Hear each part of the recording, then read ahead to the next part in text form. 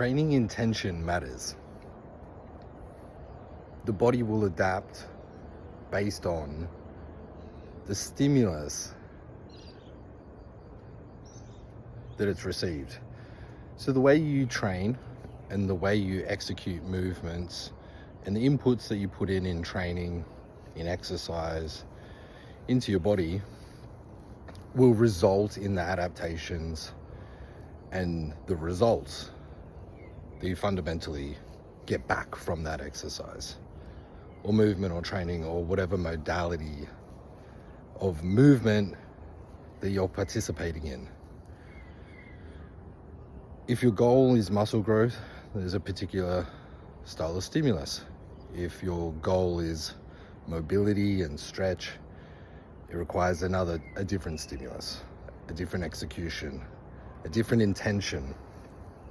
Speed, again, velocity, again, power, rotation, all of these fundamental movements. And objectively, from training for 22 years consistently and being in healthcare and medicine as a practicing medical clinician, you can see why we are more sore, more sick, have more injuries, a higher rate of orthopedic surgeries, a higher rate of prescription pain medications,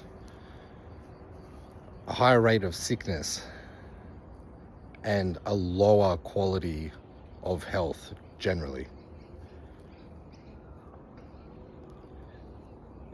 And I believe it's in part due to the inability of most people to incorporate all fundamental movements and stimulus that the body requires to live pain-free, free of sickness, not having recurring injuries, not having limitations in physical capacities and capabilities, having a durable body that can withstand life and whatever life asks of it.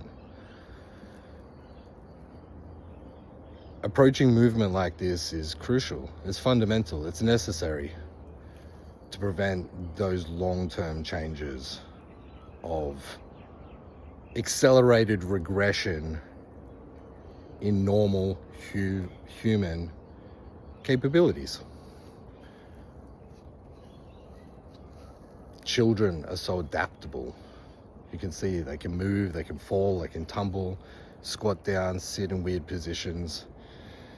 Innately, we're born with these abilities and capacities, but with time, with work, sedentary lifestyles, dogmatic training approaches, identity around training modalities and being fixated on only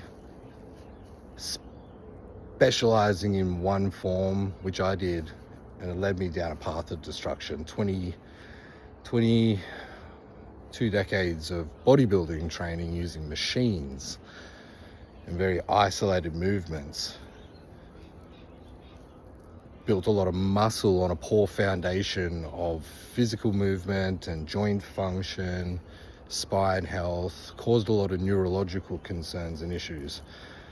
Only recently diagnosed with Ehlers-Danlos syndrome, which makes sense for a lot of the connective tissue recurring injuries and tendinoses and joint issues I've had since the age of about 8 years old. But that's neither here nor there. Everyone requires the same.